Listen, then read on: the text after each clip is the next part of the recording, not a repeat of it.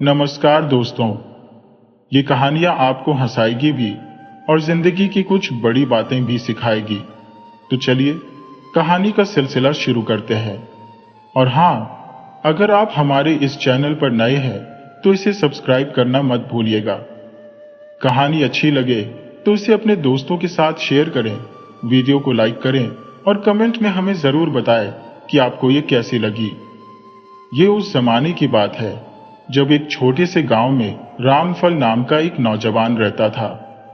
उसके माँ बाप तो भगवान को प्यारे हो चुके थे और दुनिया में उसका अपना कहने वाला कोई नहीं था। रामफल दिल का बड़ा ही अच्छा और भोला भाला लड़का था। बाजार में उसकी मेवे की एक छोटी सी दुकान थी जिससे उसका ठीक ठाक गुजारा चल जाता था। रात को जब वो दिन भर का थका हारा घर लौटता तो उसे अपना घर काटने को दौड़ता था। वो बेचारा खुद ही अपने लिए 2 रोटियां बना लेता।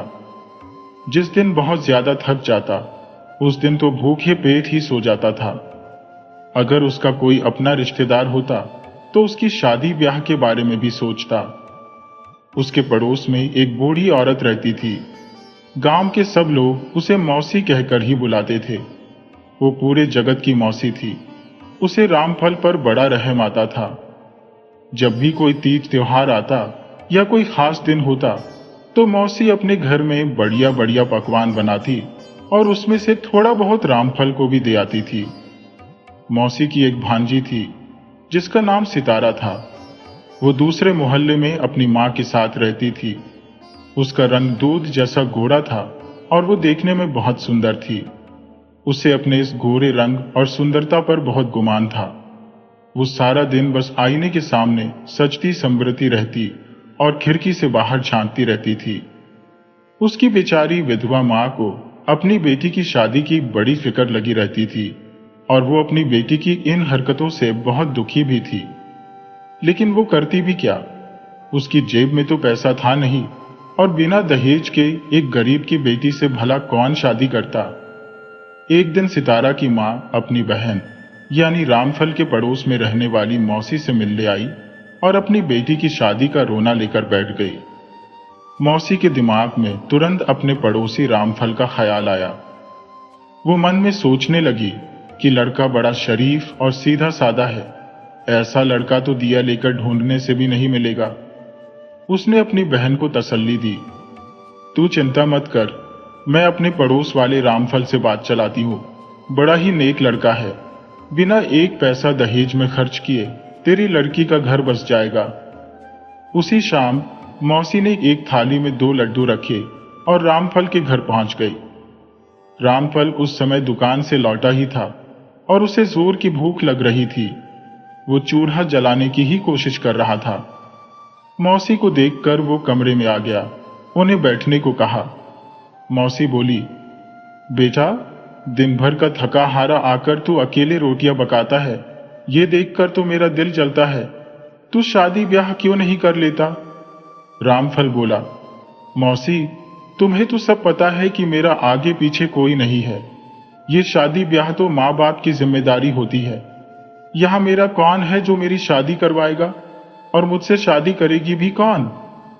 इस पर मौसी झट से बोली, अरे ना बेटा ना, ऐसी बात नहीं करते। मैं अभी जिंदा होना, और फिर तुझ में किस बात की कमी है? कमाऊ पूत है तू। रामफल बोला, वो सब तो ठीक है मौसी, लेकिन लड़की कहाँ है? मौसी ने फट से एक लड्डू उसके मुंह में ठूंस दिया और बोली, अरे बेटा, मेरी भांजी है ना, सितारा नाम है उसका।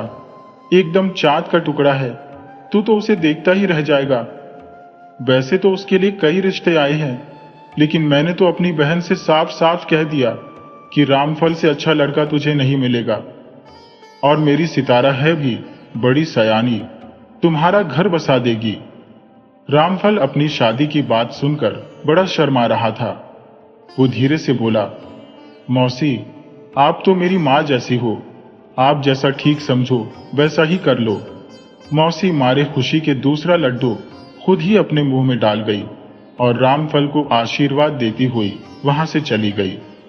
जब मौसी अपने घर लौटी तो अपनी बहन से बोली, ले भाई, तेरा काम तो हो गया। इतना सीधा साधा लड़का तुझे 7 जन्म में भी ढूंढने से नहीं मिलेगा। तेरी बेटी तो रानी बन के राज करेगी, और फिर रामफल की दुकान भी अच्छी है, अच्छा खासा कमा लेता है। सितारा की मां कहने लगी, लेकिन बहन, मेरे पास तो एक फूटी कौड़ी भी नहीं है कि मैं अपने दामाद को 2 जोड़ी कपड़े भी दे सकूं या बारात को खाना खिला सकूं। मौसी बोली, उसकी तो फिक्र मत कर, मैं सब देख लूंगी। अगले दिन मौसी फिर से लड्डू लेकर रामफल के घर पहुंची और बात पक्की होने की उसे बधाई देने लगी। रामफल बहुत खुश था और कहने लगा, मौसी, अब जो भी करना है वो सब आपको ही करना है। मौसी बोली, अरे रामू, तू चिंता मत कर, मैं सब कुछ संभाल लूंगी। हाँ, तेरे पास कुछ नगद पैसा पड़ा हो तो वो मुझे दे दे। खुशी के मारे रामफल फूला नहीं समा रहा था। वो जल्दी से कमरे के अंदर गया और जो कुछ भी उसकी जमा पूंजी थी वो एक थैली में लेकर आया और उस थैली को मौसी के हाथों में रख दिया। मौसी की तो जैसे मन की मुराद ही पूरी हो गई थी। वो थैली लेकर अपने घर चली गई। थोड़े से पैसे उसने अपने पास रख लिए और बाकी की थैली अपनी बहन को दे दी। कहने लगी, ले, अब सोच समझकर खर्च करना। अगले ही महीने रामफल की शादी हो गई। बारात भी छोटी सी ही थी। रामफल के ज्यादा दोस्त या जानने वाले तो थे नहीं। उसका बस एक ही दोस्त था जिसका नाम था सज्जन, और आसपास के कुछ दुकानदार उसकी बारात में शामिल हुए थे। रामफल अपनी चांद जैसी गोरी दुल्हन को देखकर फूला नहीं समा रहा था। दूसरे दिन उसने 4-5 लोगों को अपने घर खाने पर बुलाया। सज्जन भी अपनी मां और बहन के साथ उसके घर आया था। वो तो रामफल के सिर पर ही चढ़ गया कि मैं तो भाभी की मुंह दिखाई करूंगा। बोला, एक ही तो देवर हूं मैं, और देवर से भला कैसी शर्म। रामफल बेचारा सीधा साधा आदमी था, दोस्ती के नाते मान गया। सज्जन ने सोने का पानी छड़ी हुई चांदी की बालियां मुंह दिखाई में दी। यह देखकर तो सितारा बहुत खुश हो गई। इतनी कीमती मुंह दिखाई तो उसे किसी ने नहीं दी थी। असल में रामफल का दोस्त सज्जन अपने नाम का बिल्कुल उलटा था। वो एक नंबर का बिगड़ा हुआ लड़का था। खाते पीते घर का बेटा था। बाप का अपना बड़ा कारोबार था। पैसे की कोई कमी नहीं थी। थोड़ी देर के लिए वो कारोबार पर बैठता और फिर दिन भर आवारागर्दी करता था। रामफल के साथ वो स्कूल में पढ़ता था, वहीं से दोनों की दोस्ती हो गई थी। वैसे तो दोनों में जमीन आसमान का फर्क था। रामफल अपने अच्छे स्वभाव के कारण सबको अपने जैसा ही समझता था और हर किसी पर भरोसा कर लेता था। उसकी पत्नी सितारा रामफल की सादगी से तंग आ चुकी थी। वो चाहती थी कि वो सारा दिन सज धज कर बैठी रहे और रामफल बस उसकी सुंदरता की तारीफों के पुल बांधता रहे। रामफल उसे चाहता तो बहुत था, लेकिन उसे ये सब नखरे करने नहीं आते थे और ना ही उसके पास इतना समय था। अगर बीवी के नखरे उठाता तो फिर दुकान कैसे चलती। फिर भी वो हर दूसरे तीसरे दिन अपनी पत्नी के लिए कुछ ना कुछ तोहफा ले ही आता था, कभी चूड़ियां तो कभी सस्ते से झुमके। लेकिन सितारा को ये सब चीजें पसंद नहीं आती थी। सितारा को इस बात का दुख था कि उसके पास सोने का एक भी गहना नहीं है, सिवाय उन बालियों के जो सज्जन ने उसे दी थी। वो हर समय रामफल को ताने मारती रहती। रामफल जब घर लौटता तो खाना बना हुआ नहीं मिलता था। उसकी पत्नी कहती कि लकड़ियां गीली थी, कभी कहती कि मेरे सिर में दर्द है। रामफल बेचारा कभी खुद चूल्हा फूंकता तो कभी बाजार से पका पकाया खाना ले आता। उसे अपनी कम कमाई का इतना दुख कभी नहीं हुआ था जितना अब होने लगा था। उसे ये दुख भी सताता था कि वो अपनी पत्नी को खुश नहीं रख पा रहा है। दूसरी तरफ जब वो दुकान पर चला जाता तो उसका दोस्त सज्जन अच्छी अच्छी मिठाइयां और कीमती तोहफे लेकर उसके घर आ जाता। धीरे धीरे बेवकूफ सितारा सज्जन के जाल में फंसती चली गई। सज्जन उसे बहलाता फुसलाता और कहता कि तुम जैसी खूबसूरत औरत को तो किसी राजकुमारी की तरह रहना चाहिए, तुम कहां इस भिखारी रामफल के चक्कर में फंस गई। सितारा को भी अब लगने लगा था कि उसके साथ बहुत नाइंसाफी हुई है जो उसे रामफल जैसे गरीब आदमी से ब्याह दिया गया। उसे तो सज्जन जैसे किसी अमीर की पत्नी होना चाहिए था जो उसके लिए कीमती तोहफे लाता और हर वक्त उसकी खूबसूरती की तारीफ करता। आखिरकार एक दिन सज्जन ने उसे समझाया कि तुम अपने पति को व्यापार करने के लिए परदेश भेज दो, फिर हम दोनों आजादी से मिल सकेंगे। मैं तुम्हें सोने के गहने भी बनवा दूंगा। सितारा उसकी बातों में आ गई। उसने रामफल का सिर खाना शुरू कर दिया कि इस छोटी सी मेवे की दुकान से तुम कभी ज्यादा पैसा नहीं कमा पाओगे और इस तरह से हम कभी ऐशो आराम की जिंदगी नहीं जी पाएंगे। जब तक तुम परदेश जाकर कमाई नहीं करोगे कुछ नहीं होगा और तुम्हारी इतनी हैसियत भी नहीं है कि तुम एक नौकरानी ही रख लो। मैं सारा दिन काम करते करते थक जाती हूँ, दिन भर चूल्हा ही फूंकती रहती हूँ। इतना काम तो मैंने अपनी माँ के घर पर भी नहीं किया था। अब रोज रोज की किचकिच से तंग आकर रामफल ने परदेश जाकर कमाई करने का मन बना लिया। वो सज्जन को अपना सच्चा दोस्त मानता था, तो उसने इस बारे में सज्जन से सलाह ली। सज्जन ने भी उसकी हाँ में हाँ मिलाई और कहा, हाँ दोस्त, तुम्हें कमाई करने के लिए परदेश जाना ही चाहिए। रामफल ने अपनी दुकान 1 साल के लिए अपने पड़ोसी दुकानदार को दे दी। उससे जो भी पैसे मिले उससे व्यापार करने के लिए कुछ माल खरीदा और वो सफर पर जाने के लिए तैयार हो गया। उसकी पत्नी झूठे आंसू बहाते हुए कहने लगी, जब तुम वापस आओगे तो हमारे दिन बदल जाएंगे। हम दोनों के अच्छे भविष्य के लिए मैं तुमसे दूर भी रह लूंगी। भारी मन के साथ रामफल सफर के लिए निकल पड़ा। जाते जाते वो सज्जन से कह गया कि जरा अपनी भाभी का ख्याल रखना, तुम्हारे भरोसे पर छोड़कर जा रहा हो, इसे कोई तकलीफ ना हो। सज्जन ने भरोसा दिलाया कि तुम बिल्कुल चिंता मत करो, मैं भाभी को कोई तकलीफ नहीं होने दूंगा और 1 साल तो पलक झपकते ही गुजर जाएगा। उस जमाने में रेलगाड़ियां तो चलती नहीं थी, लोग बैलगाड़ियों पर ही सफर करते थे। 1 महीने का सफर करने के बाद रामफल एक बड़े से शहर में पहुंचा और एक छोटी सी सराय में उसने ठहरने का इंतजाम कर लिया। सराय का मालिक एक बहुत ही बूढ़ा और नेक आदमी था। उसने रामफल को सराय में एक कोठरी किराए पर दे दी और वहीं सराय में वो दोनों समय का खाना खा लेता था।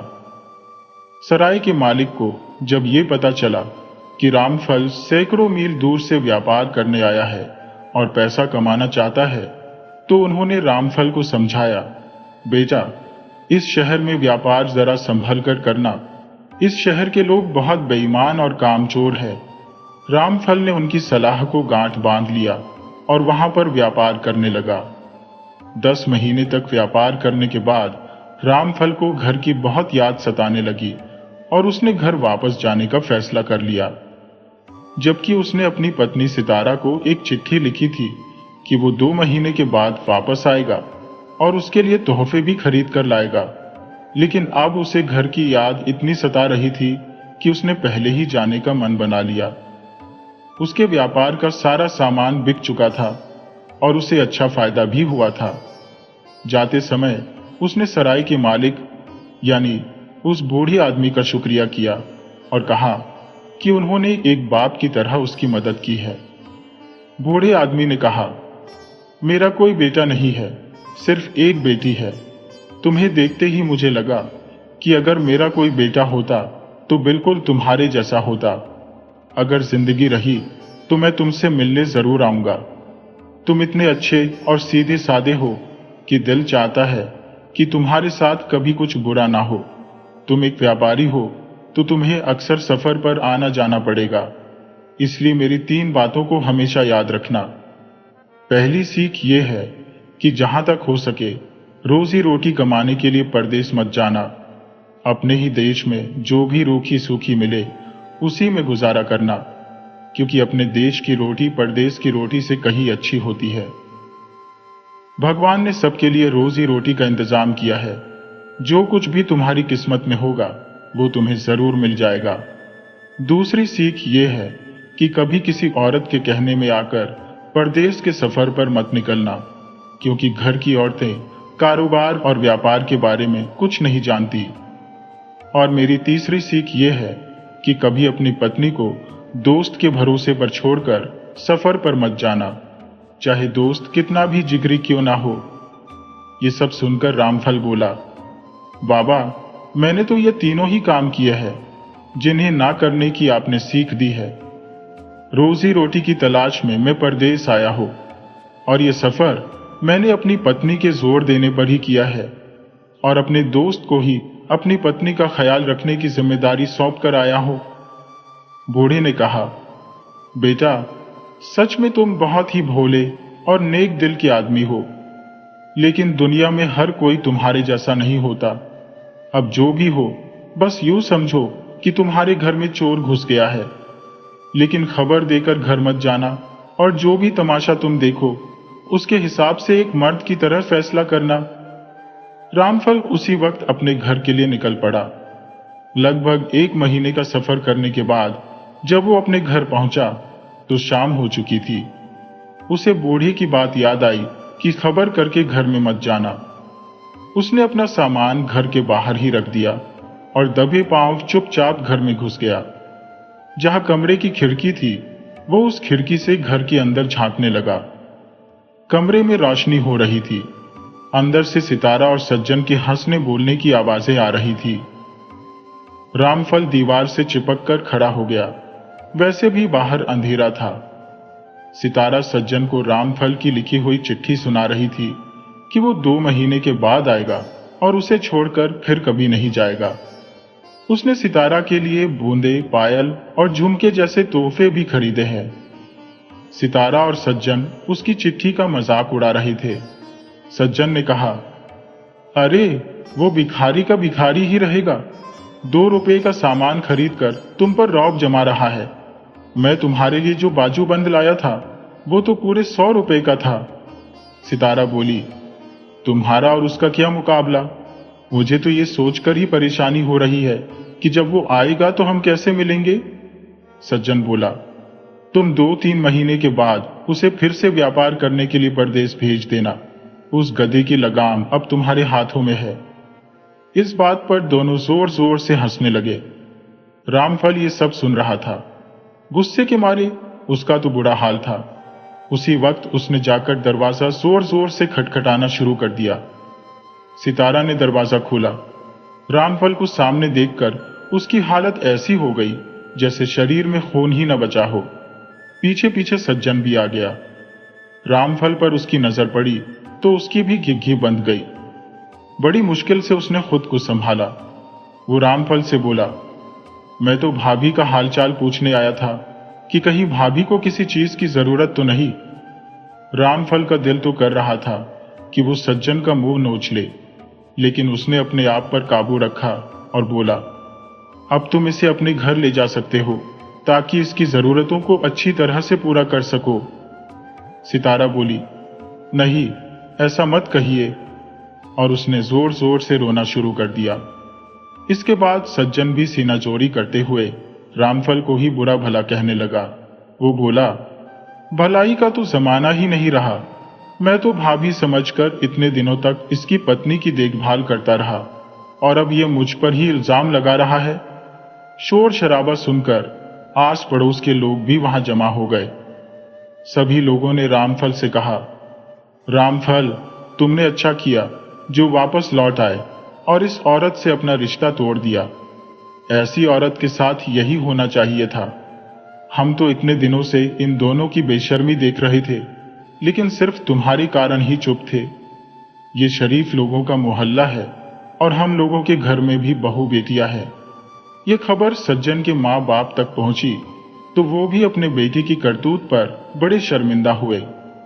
रामफल ने सज्जन की माँ से कहा, मौसी, आप अपने बेटे की शादी सितारा से कर दीजिए, क्योंकि मैं नहीं चाहता कि सितारा बेघर हो जाए, और वैसे भी ये दोनों एक दूसरे को पसंद करते हैं और एक साथ खुश रहेंगे। सज्जन ने बहुत हाथ पैर मारे, लेकिन उसकी एक ना चली। सज्जन की मां सितारा को लेकर अपने घर चली गई ताकि सही समय पर दोनों की शादी की जा सके। इस हंगामे में आधी रात बीत चुकी थी। रामफल लंबे सफर से आया था और बहुत थक चुका था। ये सब कुछ देखकर वो बिल्कुल टूट सा गया था। 2 दिन तक वो अपने घर से बाहर ही नहीं निकला। उसे परदेश वाले बूढ़े बाबा और उनकी बातें याद आ रही थी। जैसे तैसे उसने 2 महीने गुजारे, लेकिन किसी काम में उसका मन ही नहीं लगता था। एक बार वो फिर से सफर पर निकल पड़ा और सीधे बूढ़े बाबा के घर जा पहुंचा। बूढ़े बाबा ने उसे गले से लगाया और हिम्मत बंधाते हुए कहा, बेटा, जो कुछ भी हुआ उसे भूल जाओ। सितारा, तुम जैसे नेक लड़के के लायक ही नहीं थी। ये तो तुम शुक्र करो कि भगवान ने तुम्हारा पीछा उससे छुड़ा दिया। मेरी एक बेटी है, मैं अपने मुंह से उसकी तारीफ तो नहीं करूंगा, मगर वो बहुत ही नेक और घरेलू लड़की है। तुम उसके साथ खुश रहोगे। अगर तुम मान जाओ तो मैं अपनी बेटी की शादी तुम्हारे साथ कर सकता हूं। रामफल तो पहले से ही बूढ़े बाबा की बहुत इज्जत करता था। वो इस रिश्ते के लिए तैयार हो गया और फिर दोनों की शादी कर दी गई। इसके बाद बूढ़े बाबा ने कहा, बेटा, अब तुम अपने नगर जाकर व्यापार करो और खुशी से रहो। रामफल ने जिद की, बाबा, आप भी हमारे साथ चलिए। यहां पर आपकी देखभाल करने वाला कौन है? अगर आप हमारे साथ रहेंगे तो हमारे घर में भी बरकत आएगी। बड़ी बूढ़ों का आशीर्वाद तो भगवान का आशीर्वाद होता है। रामफल की जिद के आगे बूढ़े बाबा की एक न चली और वैसे भी वो अब उस शहर में नहीं रहना चाहते थे। उन्होंने अपनी सराय बेच दी और रामफल के साथ चले गए। उनकी समझदारी भरी सीखों पर चलकर रामफल ने बहुत तरक्की की और अपने शहर का एक बहुत बड़ा व्यापारी बन गया।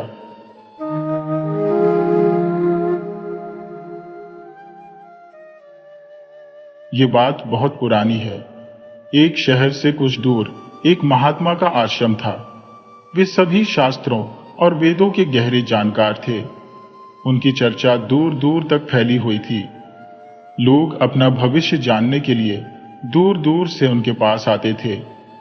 वे महात्मा इतने ज्ञानी थे कि जिस किसी का भी भाग्य देखकर कुछ बताते, वह बात पत्थर की लकीर साबित होती थी।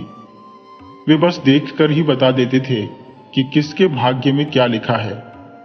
भूतकाल, भविष्यकाल और वर्तमान काल तीनों का उन्हें पूरा ज्ञान था। उसी शहर में एक ब्राह्मण अपनी पत्नी के साथ रहता था। उसकी पत्नी धर्म और ईश्वर में बहुत विश्वास रखती थी, लेकिन उन्हें कोई संतान नहीं थी। उन्होंने गांव के लोगों से सुना था कि एक महात्मा जी है जो किसी का भी भाग्य बता देते हैं। उन्होंने सोचा, क्यों ना हम भी एक बार उन महात्मा के दर्शन कर ले और अपना भाग्य जान ले। अगली सुबह वह पंडित जी और उनकी पत्नी उस महात्मा से मिलने के लिए निकल पड़े। जब वे दोनों उस महात्मा के आश्रम में पहुंचे तो उनकी आंखें भर आईं और वे रोने लगे। महात्मा जी ने दोनों को चुप कराया और पूछा, बेटा, तुम क्यों रो रहे हो? तुम्हें क्या दुख है? मुझे बताओ, मैं कोई न कोई हल जरूर निकालूंगा। तब पंडित जी ने कहा, गुरुदेव, हमें कोई संतान नहीं है। यह दुख हम दोनों को हर दिन अंदर ही अंदर खा रहा है। हमने आपका बहुत नाम सुना है, तभी हम आपके पास आए हैं। आप हमारा भाग्य देखकर हमें बताएं कि हमारे जीवन में पुत्र सुख है या नहीं। फिर महात्मा जी बोले, तुम चिंता मत करो। इतना कहकर महात्मा ने पंडित जी की पत्नी को आश्रम के मंदिर से 2 सेब लाकर दिए और कहा, इनको तुम दोनों पति पत्नी खा लेना, तुम्हें जरूर संतान मिलेगी। उसके बाद वे दोनों महात्मा जी को प्रणाम करके अपने घर लौट गए। कुछ महीनों बाद वैसा ही हुआ। 1 साल बाद पंडित जी के घर में एक बेटे का जन्म हुआ। पंडित और उसकी पत्नी बहुत खुश थे। पंडित ने अपनी पत्नी से कहा, क्यों ना हम महात्मा जी को अपने घर बुलाकर उनकी सेवा करें। पंडित जी ने उस महात्मा जी को अपने घर बुलाया और उनकी खूब सेवा की। पंडित ने अपने बेटे का नामकरण करवाया और उसका नाम अर्जुन रखा। तभी पंडित ने कहा, गुरुदेव, आप हमारे बच्चे का भविष्य देखकर बताएं कि हमारा बेटा जीवन में क्या करेगा। तभी वे महात्मा जी बोले, अभी इसे बड़ा होने दो, जब इसकी उम्र 8 साल की हो जाएगी तब इसे मेरे पास लेकर आना। मैं इसका भाग्य जरूर बता दूंगा। ये बोलकर महात्मा जी वहां से चले गए। धीरे धीरे समय बीतता गया। पंडित जी का बेटा अब 8 साल का हो गया था। एक दिन पंडित जी अपने बेटे को लेकर उस गुरु के आश्रम में गए तो उन्होंने देखा कि वहां लोगों की भारी भीड़ लगी हुई थी। तब पंडित जी का लड़का पंडित जी से पूछता है, पिताजी, यह सब क्या हो रहा है? तब पंडित जी अपने बच्चे को बताते हैं कि ये महात्मा जी त्रिकालदर्शी हैं। इन्हें भविष्य का पता चल जाता है। ये सब लोग अपना अपना भविष्य जानने के लिए यहां आए हुए हैं। तब पंडित जी का लड़का उन गुरुदेव के पास गया और बोला, गुरुदेव, आप मेरा भी भविष्य देखिए ना। उस छोटे बच्चे की बात सुनकर गुरुदेव पहले तो मना कर देते हैं, लेकिन बाद में बच्चे की जिद पर मान जाते हैं और उससे कहते हैं, बेटा, मैं तुम्हारा भाग्य देखता हूं, तुम मेरे सामने आकर बैठ जाओ। फिर महात्मा जी उस पंडित के बेटे का भाग्य देखने लगे। उस महात्मा ने अपनी पवित्र पुस्तक खोली और फिर पंडित पुत्र के माथे को देखा। जब उन्होंने हिसाब लगाया तो महात्मा जी ने देखा कि पंडित के बेटे का विवाह तो एक नीच कुल की लड़की के साथ होना लिखा है। जब उन्होंने यह देखा तो वे सोचने लगे, अब क्या होगा? यह जाति से ऊंचे कुल का ब्राह्मण है और इसके बेटे का विवाह एक नीच कुल की लड़की से होगा। अगर ऐसा हो गया तो यह कहीं का नहीं रहेगा और किसी को अपना मुंह दिखाने लायक भी नहीं रहेगा। महात्मा जी यह सब बातें उस पंडित को बता देते हैं। पंडित जी यह सुनकर कहते हैं, गुरुदेव, नहीं नहीं, मैं ऐसा नहीं होने दूंगा। जब मैंने जान लिया है तो मैं भाग्य को बदल दूंगा। जब उस महात्मा ने कुछ और गहराई से उस पवित्र पुस्तक को देखा और उसकी गणना की तो उन्हें पता चला कि उसी गंगा के किनारे कोई 5-6 कोस दूर एक मछुआरे का परिवार रहता है और उस परिवार में अब तक 5 बेटियों का जन्म हो चुका है। जो मछुआरे की 5वें नंबर की बेटी है, जिसकी उम्र केवल 3 साल की है और जिसका नाम उस मछुआरे ने शकुंतला रखा है। पंडित के बेटे का विवाह उस लड़की से होगा, ऐसा उसके बेटे के भाग्य में लिखा है। यह सब महात्मा पंडित जी को बताते हैं तो पंडित जी ने सोचा, मैं अपने बेटे के भाग्य को जरूर बदलूंगा। मैं इसमें सक्षम भी हूं। जब मैंने अपने बेटे के भाग्य को जान ही लिया है तो मैं इसके भाग्य को बदल भी सकता हूं। पंडित कहता है, गुरुदेव, मैं भी आज देखता हूं कि भाग्य बड़ा है या मैं बड़ा हूं। तब वह पंडित ब्रह्मा जी के लिखे हुए विधान को बदलने के लिए निकल पड़ता है और चलते चलते पंडित उस मछुआरे के घर पहुंच जाता है। जब उस मछुआरे ने देखा कि उज्जैन के एक महान पंडित उसके द्वार पर खड़े हैं तो उस मछुआरे ने उस पंडित का बहुत आदर सत्कार किया और कहने लगा, मुझ गरीब की कुटिया में आप पधारे, यह तो मेरे लिए खुशकिस्मती की बात है।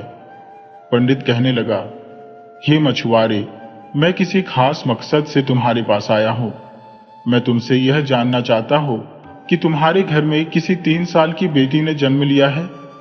तो मछुआरा कहने लगा, हाँ पंडित जी, हमारे घर में एक बेटी ने जन्म लिया है जिसकी उम्र अभी 3 साल होगी। पंडित ने कहा, क्या उसका नाम शकुंतला है? तो मछुआरे ने कहा, जी पंडित जी, उसका नाम शकुंतला है। पंडित जी ने कहा, हे मछुआरे, मेरा गुरु त्रिकालदर्शी है। उन्होंने मुझे कुछ मंत्र दिए हैं। तो मैं इस रास्ते से जा रहा था तो मैंने देखा तुम पर तो बड़ा गहरा संकट आने वाला है। जब तक तुम्हारी सबसे छोटी बेटी तुम्हारे घर में रहेगी तब तक तुम्हें बेटे की प्राप्ति नहीं होगी। अगर तुम अपने घर के आंगन में बेटा खेलता हुआ देखना चाहते हो तो तुम्हें अपनी छोटी बेटी को अपने घर से दूर करना होगा। पंडित के ऐसे वचन सुनकर मछुआरा बोला, पंडित जी, अभी तो वह छोटी सी बच्ची है, उसकी उम्र भी तो केवल 3 साल की है। मैं उसे ऐसी हालत में कहां छोड़ सकता हूं? पंडित जी ने कहा, ए मछुआरे, जब मैं तुम्हें यह सब बता सकता हूं तो मैं तुम्हारी मदद भी कर सकता हूं। तब पंडित जी उस मछुआरे से कहते हैं कि मेरी कोई बेटी नहीं है। तुम एक काम करो, तुम अपनी इस बेटी को मुझे दे दो, मैं इसका पालन पोषण करूंगा और जब यह बड़ी हो जाएगी तो मैं अच्छा सा वर ढूंढकर इसका विवाह भी कर दूंगा। फिर मछुआरा बेटे की चाहत में अपनी नवजात बेटी को उस पंडित को दे देता है। पंडित मन ही मन बहुत खुश होता है और उस छोटी सी बेटी को लेकर चल देता है। चलते चलते वह पंडित सोचता है, अगर इस बच्ची को मैंने मार दिया तो मुझे बाल हत्या का पाप लगेगा। फिर उस बच्ची से छुटकारा पाने के लिए वह पंडित एक लोहार के पास जाता है और उस लोहार से एक लकड़ी का एक छोटा सा बक्सा बनवाता है और उस बक्से में उस नवजात बच्ची को सुलाकर नदी के बहते जल में बहा देता है। पंडित सोचने लगा कि यह बक्सा कुछ दूर जाएगा और अपने आप ही डूब जाएगा और यह लड़की भी मर जाएगी। इस तरह इससे हमारा पीछा छूट जाएगा और मुझे बाल हत्या का पाप भी नहीं लगेगा। और वह पंडित अपने घर चला जाता है। परंतु क्या इस दुनिया में कोई ऐसा व्यक्ति है जो किसी के भाग्य को बदल सके? क्योंकि उस लड़की के भाग्य में जीवन लिखा हुआ था, जिस कारण से वह बक्सा उस नदी के जल में नहीं डूबता है और नदी उसे बहाते हुए एक गांव के पास किनारे पर ले जाती है। उधर उस गांव का पंडित सुबह सुबह नहाने के लिए आता है तो उस पंडित की नजर उस बक्से पर पड़ती है। तब वह पंडित उस बक्से को खोलता है तो वह देखता है कि उस बक्से के अंदर एक बहुत ही सुंदर बच्ची लेटी हुई अपने पैर के अंगूठे को चूस रही थी। तब वह पंडित संतानहीन था और गंगा जी में रोज नहाता और संतान प्राप्ति की गंगा मैया से प्रार्थना करता था। उस बच्ची को देखकर वह पंडित सोचने लगा कि गंगा मैया ने मेरे लिए इस बेटी को मेरी संतान बनने के लिए भेजा है और मेरी प्रार्थना गंगा मैया ने स्वीकार कर ली है। और इस तरह वह पंडित उस बच्ची को लेकर अपने घर चल देता है। जब पंडित अपने घर पहुंचा तो उस बेटी को अपनी पत्नी को दिखाता है और उसकी पत्नी कहने लगी, आप ये किसकी बेटी को ले आए? ये तो बड़ी सुंदर है। तो पंडित जी कहने लगे, गंगा मैया ने हमारी प्रार्थना स्वीकार कर ली और इस बेटी को हमारी संतान के रूप में हमारी झोली में डाल दिया। आज से ये हमारी इकलौती बेटी है। इसका हम बड़े अच्छे से पालन पोषण करेंगे और इसे अच्छे संस्कार देंगे। इसे किसी चीज की कोई कमी नहीं होने देंगे। इस तरह वह पंडित और उसकी पत्नी उस बेटी का पालन पोषण करने लगे। धीरे धीरे समय गुजरा और समय के साथ साथ वह लड़की भी बड़ी हुई और वह लड़की बहुत ही सुंदर थी और उसकी सुंदरता में तो जैसे 4 चांद लग गए थे। वह इतनी सुंदर थी कि इंद्रलोक की अप्सराएं भी उसके आगे फीकी पड़ जाए।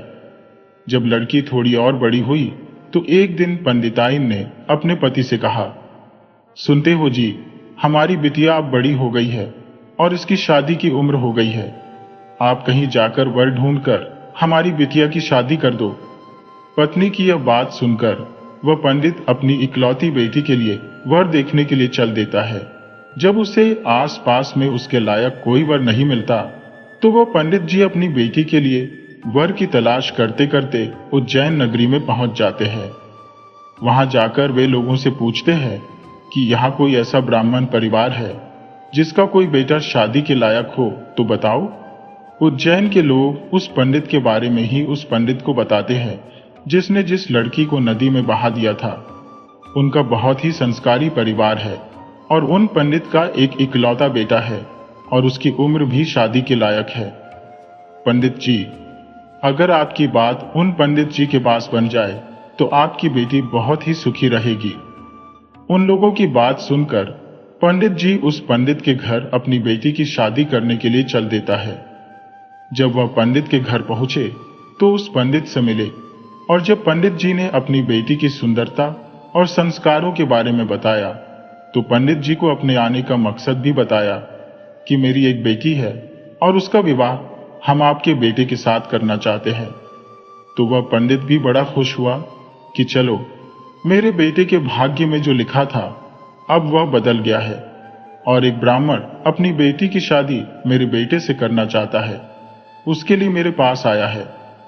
वह पंडित उस ब्राह्मण की उस बिटिया से अपने बेटे की शादी करने के लिए तैयार हो जाता है। फिर विवाह का समय भी निश्चित हो जाता है और वह ब्राह्मण खुशी खुशी अपने घर चला जाता है और अपनी पत्नी को सारी बात बताता है। फिर कुछ दिन बाद वह दिन भी आ जाता है जिस दिन पंडित की बेटी और उस पंडित के बेटे की शादी होती है। फिर वह पंडित अपने बेटे की बारात लेकर उस पंडित के गांव की तरफ चल देता है और सोचता जा रहा था, मैंने अपने बेटे का भाग्य बदल दिया। जो उस महात्मा ने कहा था, मैं उसको भी बदल दूंगा। आज मैं अपने बेटे का भाग्य बदल दूंगा। लेकिन पंडित को पता नहीं था कि विधाता का लिखा कोई नहीं मिटा सकता, उसे विधाता भी नहीं मिटा सकते। जो लिख दिया वह तो अटल है। जैसा जिसके भाग्य में लिख दिया वैसा होकर ही रहता है, चाहे कोई कितने भी जतन कर ले। कोई भाग्य का लिखा कोई नहीं मिटा सकता। इस तरह इत्तेफाक से आज वही मछुआरे की बेटी आज पंडित की बेटी बनकर उस पंडित के बेटे के साथ शादी करने के लिए तैयार हो रही है, जिसे उस पंडित ने पानी में बहा दिया था। फिर उस लड़की का विवाह उस पंडित के बेटे के साथ हो जाता है। इस तरह वह बेटी पंडित के घर में आ जाती है। पंडित का बेटा सुंदर सी पत्नी पाकर खुश था। पंडित जी की बेटी सुंदर से पति पाकर खुश थी और पंडित इस बात से खुश था कि मैंने अपने बेटे का भाग्य बदल दिया। फिर एक दिन किसी काम से उस पंडित के बेटे को उज्जैन से कुछ दिनों के लिए बाहर जाना पड़ता है। एक दिन वह पंडित अपने बेटे की बहू को लेकर उस महात्मा के आश्रम जाते हैं और उधर पहुंचकर गुरुदेव को प्रणाम करते हैं और बताते हैं कि हे गुरुदेव, मैंने विधि के विधान को बदल दिया। ये सुनकर गुरुदेव हंसने लगते हैं और पंडित गुरुदेव को हंसता देखकर पूछते हैं, गुरुदेव आप हंस क्यों रहे हैं? तब गुरुदेव पंडित को बताते हैं कि ये वही लड़की है जिसको तुमने नदी में बहा दिया था। ये सुनकर पंडित का पसीना छूटने लगता है। उसने सोचा, ये तो वही मछुआरे की लड़की है जिसे मैंने मरने के लिए नदी में बहा दिया था। फिर ये मेरे घर की और मेरी बहू बनकर कैसे आ गई? उसने शकुंतला से कहा, पुत्री, तुम अपने पिताजी की इकलौती बेटी हो ना? तो वह बेटी बोली, जी पिताजी, मेरे असली माता पिता तो नहीं है। वे तो बड़े दुष्ट थे जो मेरे असली माता पिता थे। उन्होंने मुझे 3 साल की अवस्था में गंगा में बहा दिया था। जो मेरे नए माता पिता हैं, उन्होंने मुझे नया जीवन दान दिया। जिस दिन से मुझे नया जीवन दान मिला, तब से यही मेरे माता पिता है।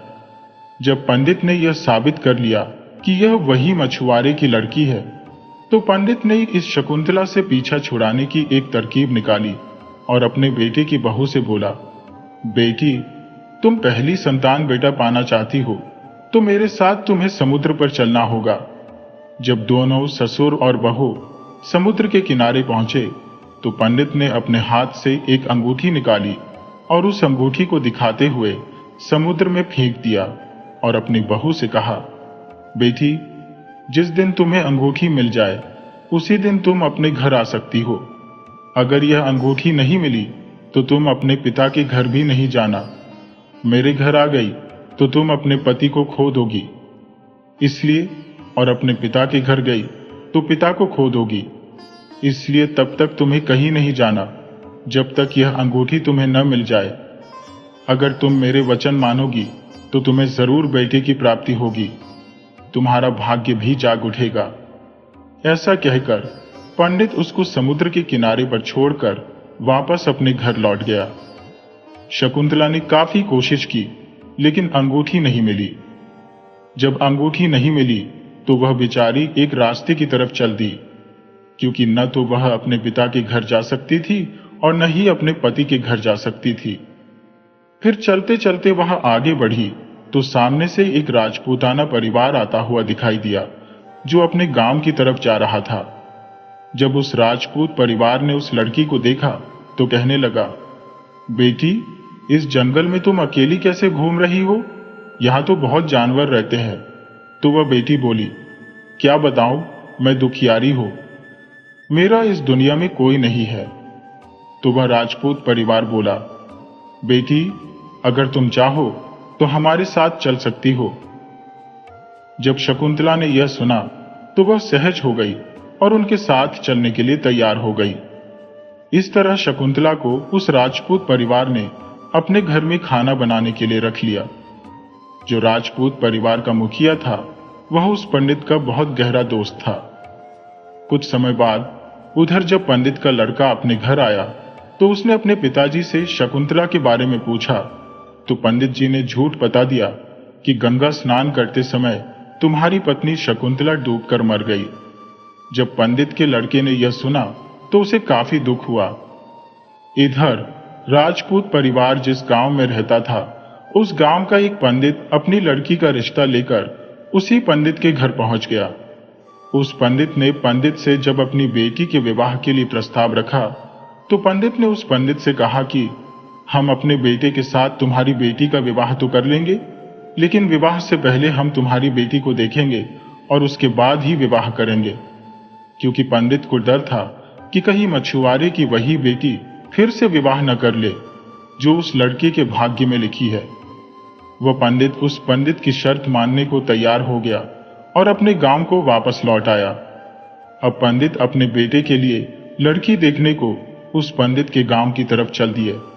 उधर जो अंगूठी उस पंडित ने समुद्र में फेंकी थी उसे एक मछली निगल गई और एक दिन किसी मछुआरे ने समुद्र में जाल फेंका तो उसे वह मछली मिली जो अंगूठी निगल गई थी। उस जाल में वह मछली फंस गई। मछुआरा पकड़ी हुई मछली को बेचने के लिए वहीं पहुंच गया जहां वह राजपूत परिवार रहता था। राजपूत परिवार के मुखिया को मछली खाना बहुत पसंद था, इसलिए उस राजपूत ने उस मछुआरे से उस मछली को खरीद लिया और उस मछली को ले जाकर शकुंतला से कहा, बेटी क्या तुम मेरे लिए मछली पका दोगी? तो शकुंतला बोली, जी पिताजी, मैं मछली तो नहीं खाती हूं, लेकिन आपके लिए जरूर बना दूंगी। इस प्रकार वह मछली लेकर रसोई में काटने लगी। जब शकुंतला ने मछली को काटा तो उसके पेट से वही अंगूठी निकलकर जमीन पर गिर पड़ी। जब शकुंतला ने उस अंगूठी को देखा तो वह पहचान गई और अंगूठी पाकर बहुत खुश हुई। इधर वह पंडित अपने बेटे को लेकर पंडित के गांव में पहुंचा और अपने बेटे से कहने लगा, हे पुत्र, इस गांव में हमारे गहरे राजपूत मित्र रहते हैं। पहले हम उनके पास चलते हैं, उसके बाद हम तुम्हारे लिए लड़की देखने पंडित जी के घर जाएंगे। पंडित के बेटे ने जब अपने पिता के ऐसे वचन सुने तो वह बोला, पिताजी, जो आपको अच्छा लगे वैसे ही कीजिए। और फिर वे दोनों उस राजपूत के घर पहुंचे। राजपूत ने जब अपने मित्र को आते हुए देखा तो वह बहुत ही खुश हुआ और अपने पंडित मित्र के गले लग गया और पहले की भांति उसका बहुत ही आदर सत्कार किया।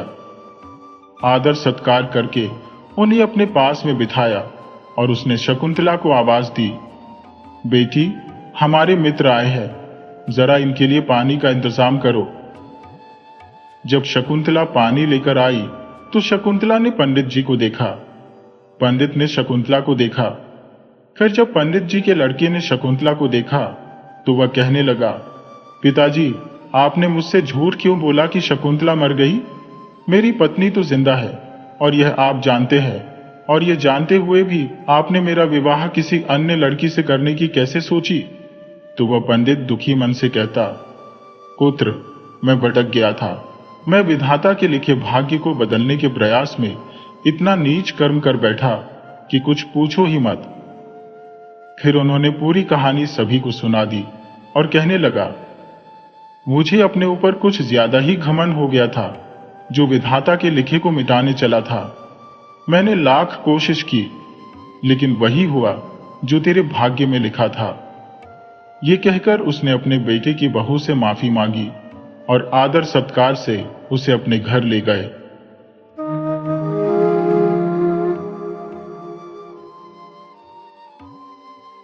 बहुत समय पहले की बात है। काशी नगरी में एक राजा राज करते थे जिनका नाम चंद्रसेन था। काशी नगरी को तो महादेव की नगरी भी कहते हैं और एक देव नगरी के रूप में भी इसकी पूजा होती है। राजा चंद्रसेन बड़े धर्मात्मा व्यक्ति थे और उनकी रानी, जिनका नाम सुलोचना था, वह भी बहुत संस्कारी थी।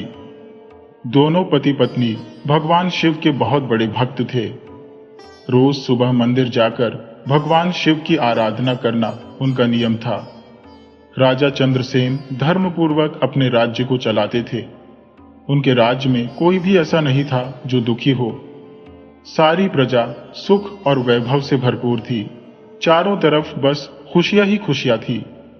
वहां तो एक ही घाट पर बकरी और शेर एक साथ पानी पिया करते थे। कुछ समय बीता, पर राजा की यहां कोई संतान पैदा नहीं हुई। धीरे धीरे समय निकलता गया और राजा की उम्र भी ढलती जा रही थी, पर उनके घर पर अभी तक कोई बच्चा नहीं हुआ था। एक दिन की बात है, राजा सुबह सुबह अपनी रानी के साथ मंदिर जा रहे थे। जब वे रास्ते से गुजरे, तभी दो पति पत्नी झाड़ू लगा रहे थे। दोनों राज्य के सफाई कर्मचारी थे। जब दोनों ने सामने से राजा को आते देखा, तो दोनों पति पत्नी अपना मुंह फेर कर खड़े हो गए।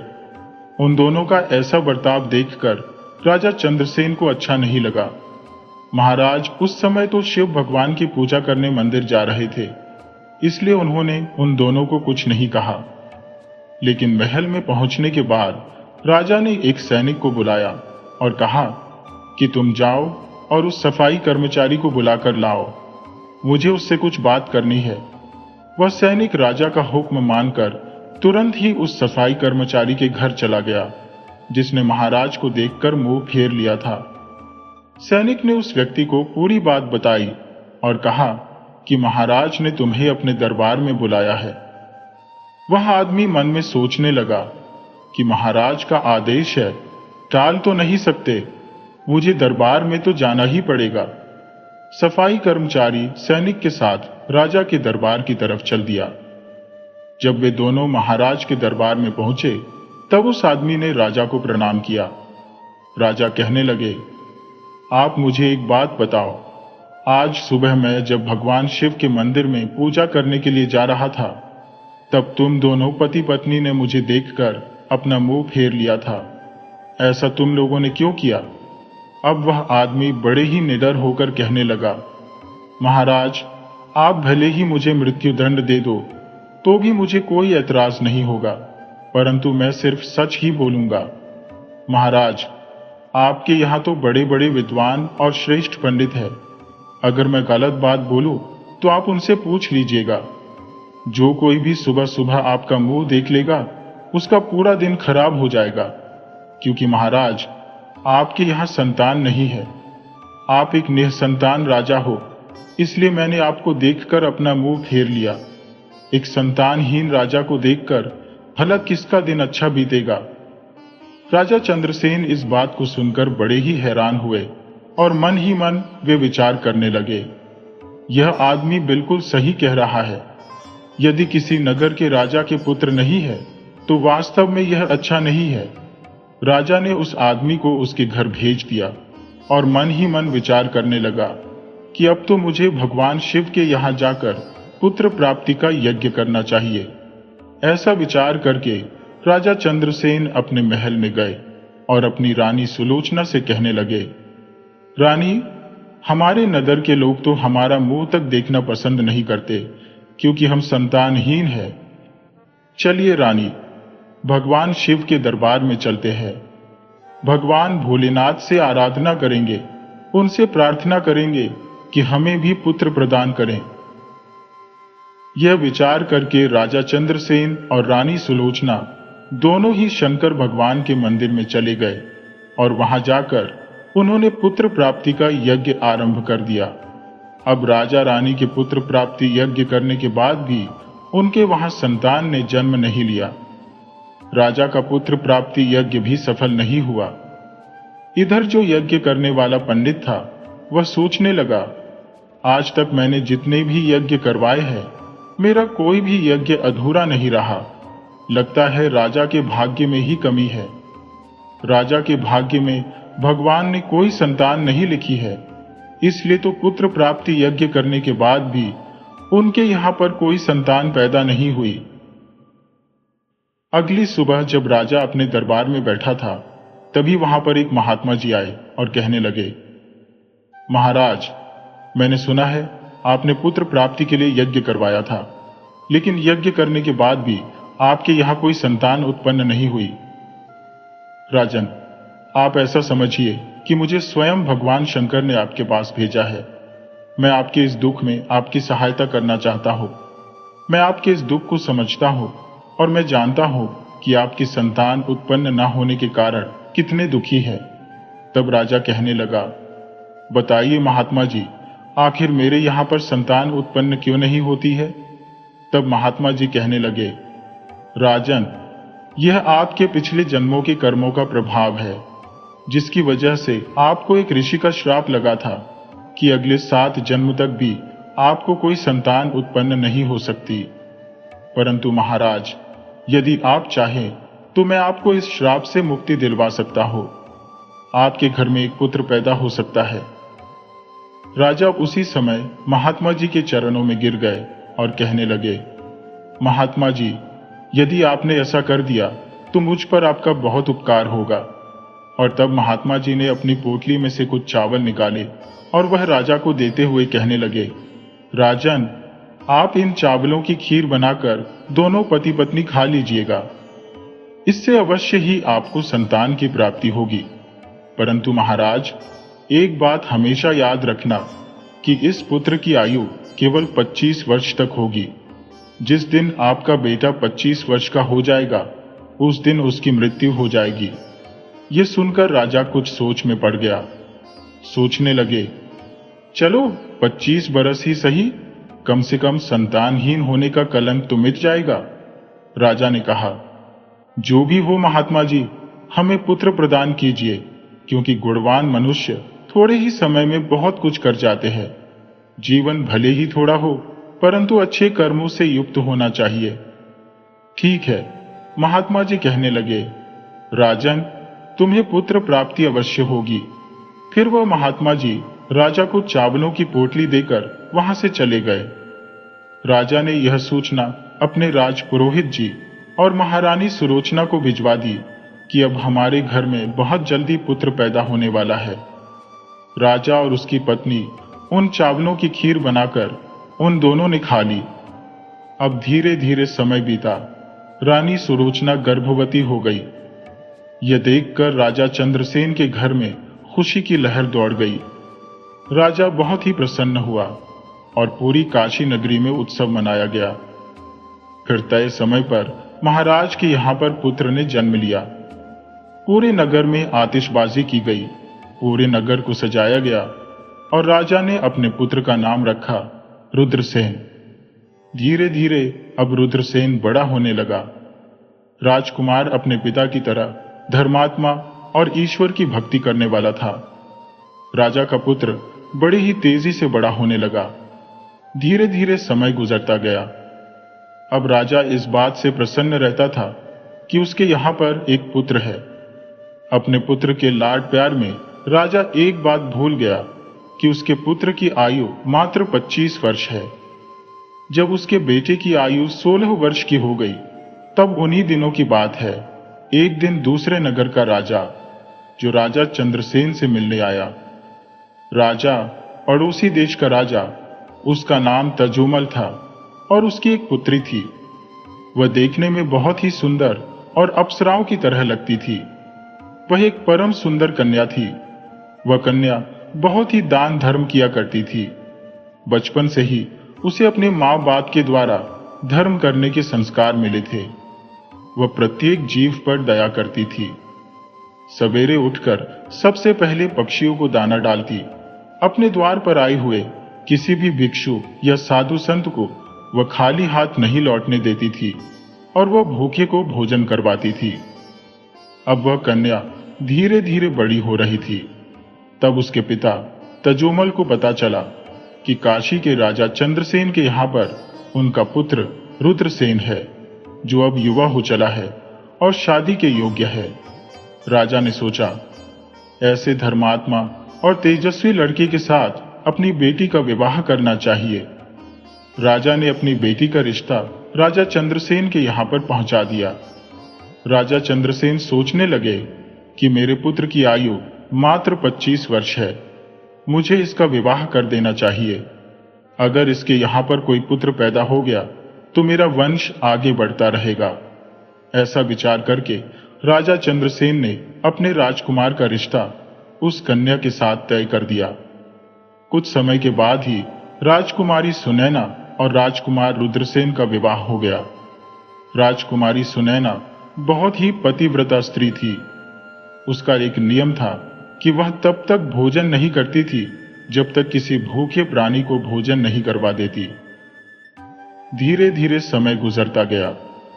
इधर राजा चंद्रसेन को अब लगने लगा कि उसके पुत्र का अंतिम समय अब नजदीक आ रहा है, क्योंकि उसकी आयु अब पूरी होने वाली थी। राजा तो पहले से ही जानता था, क्योंकि महात्मा जी ने उन्हें सब कुछ पहले ही बता दिया था कि आपके पुत्र की आयु सिर्फ 25 वर्ष की होने वाली है। राजा ने यह बात किसी को नहीं बताई थी। धीरे धीरे अब राजा की चिंता बढ़ती जा रही थी। जैसे जैसे राजकुमार की उम्र बढ़ रही थी, वैसे वैसे ही राजा और ज्यादा चिंतित रहने लगा। जब राजकुमार की आयु में मात्र 4 दिन शेष रह गए, तो राजा अब सोचने लगा कि अब मैं क्या करूं? मेरा बेटा तो 4 दिन के बाद मर जाएगा। पुत्र मोह के कारण राजा बीमार रहने लगा। वह अपने बेटे की मृत्यु की बात को सबको बताकर उन्हें चिंतित नहीं करना चाहता था। अब तो राजा ने भोजन करना भी छोड़ दिया। इधर जब वह दिन आ गया जिस दिन राजा के पुत्र की मृत्यु होने वाली थी, उस दिन राजा सुबह से ही भगवान शिव के ध्यान में डूब गए और कहने लगे, हे प्रभु, मुझे पुत्र के जाने का दुख सहन करने की शक्ति दो। विधि के लेख को तो कोई नहीं बदल सकता, वह तो होकर ही रहेगा। उस राजकुमार की जो पत्नी थी, वह प्रतिदिन भूखे गरीबों को भोजन करवाया करती थी, पक्षियों को दाना चुगाया करती थी। रोज की तरह ही वह तो अपने धर्म कर्म के कामों में लगी हुई थी। इधर यमलोक में यमराज ने देखा कि आज राजकुमार रुद्रसेन की मृत्यु का दिन है, तो यमराज ने तुरंत अपने दूतों को आदेश दिया कि जाओ और अब से 1 घंटे के बाद तुम्हें राजकुमार रुद्रसेन के प्राण उसके शरीर से निकाल कर लाने हैं। इसके लिए तुम एक सर्प के पास जाकर उस सर्प से कहो कि राजकुमार की मृत्यु के लिए उसे प्रेरित करो, क्योंकि राजकुमार की मृत्यु सांप के डसने से होगी। जब उसे कोई सांप डसेगा तभी हम उसके प्राण हर सकते हैं। यमराज ने अपने दूतों से कहा कि जाओ और शीघ्रता से यह काम करो। 1 घंटे के अंदर ही राजकुमार के प्राणों को लेकर आना। यमराज की आज्ञा पाते ही यमदूत राजकुमार रुद्रसेन के प्राण लेने के लिए चल दिए।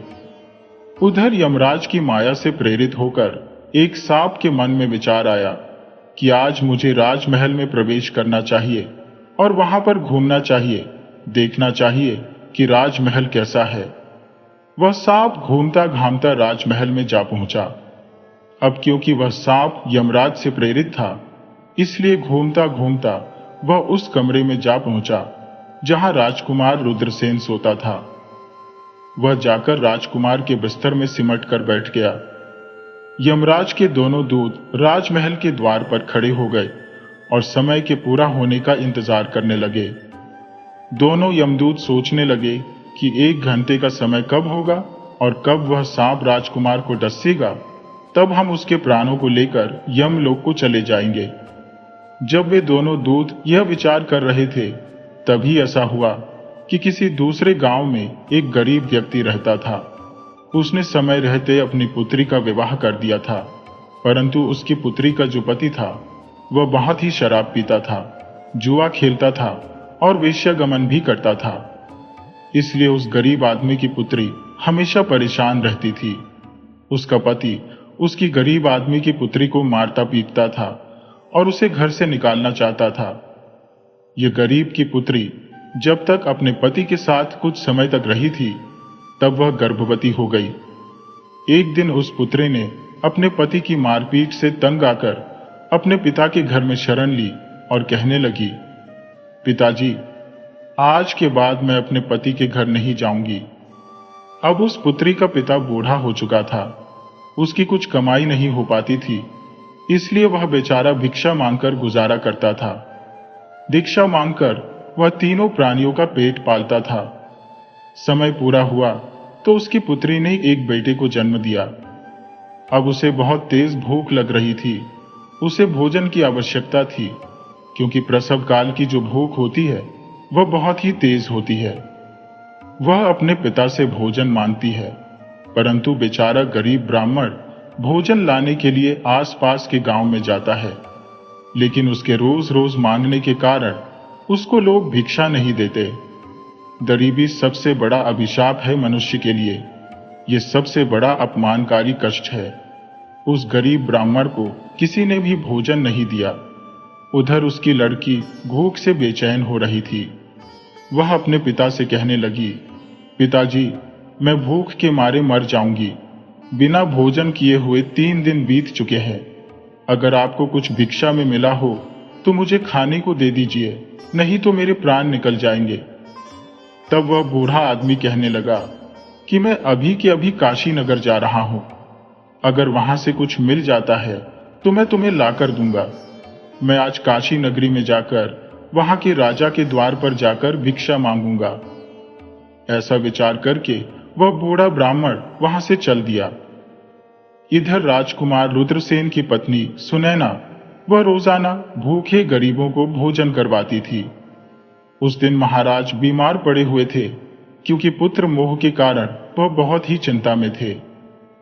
वह अपने कक्ष में थे, इसलिए आज सुनैना ने गरीबों को भोजन नहीं करवाया, परंतु उसने अपने पति के लिए भोजन बनाया और भोजन का थाल सजाकर रख दिया कि जब उसका पति आएगा तो वह उसे भोजन करवाएगी, क्योंकि उसका पति अपने पिता के पास बैठा हुआ था और अपने पिता की सेवा कर रहा था। इधर वह बूढ़ा ब्राह्मण महल के द्वार पर आ गया। उसे देखकर राजकुमार की पत्नी सुनैना ने उस बूढ़े ब्राह्मण पर दया आ गई। बूढ़े ब्राह्मण ने उसकी तरफ देखा और कहने लगा, बेटी, यदि मुझे इस समय कुछ भोजन मिल जाए तो तुम्हारा बड़ा ही उपकार होगा। रानी ने देखा कि यह कोई गरीब आदमी है और मुझसे भोजन मांग रहा है, परंतु यह भोजन तो मैंने अपने पति के लिए बनाया है। अगर मैं इसे इस ब्राह्मण को दे दूंगी तो मेरा पति क्या खाएगा। परंतु दूसरे ही पल उसके मन में विचार आया कि मेरे पति तो अभी आए भी नहीं है, वह तो अपने बीमार पिता के पास बैठे हैं। तब तक मैं यह भोजन इस गरीब ब्राह्मण को दे देती हूँ। जब मेरे पति वापस आएंगे तो उनके लिए मैं और भोजन बना दूंगी। ऐसा विचार करके रानी सुनैना ने अपनी पति के लिए बनाया हुआ भोजन उस गरीब ब्राह्मण को दे दिया। भोजन का थाल लेकर वह गरीब ब्राह्मण जल्दी से चलता हुआ अपने गांव की तरफ निकल गया। भोजन लेकर वह अपने घर आया, क्योंकि उसकी पुत्री 3 दिन से भूखी थी।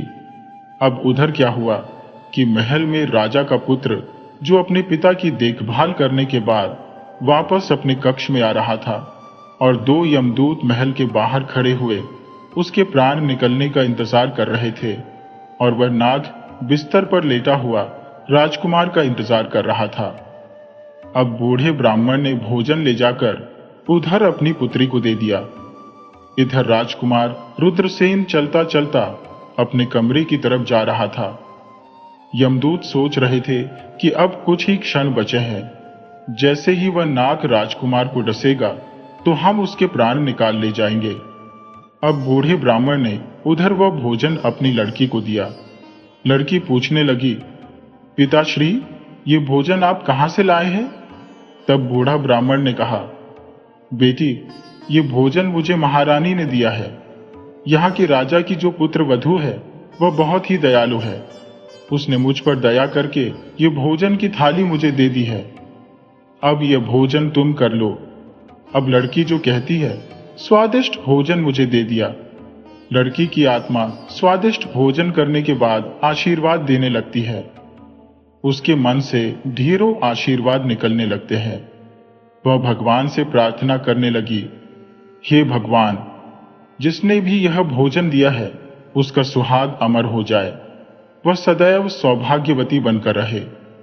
जैसे ही भोजन का निवाला उस लड़की ने अपने मुंह में डाला, उसकी आत्मा तृप्त हो गई और उसकी आत्मा से आशीर्वाद निकलने लगा कि उसका पति अमर हो जाए।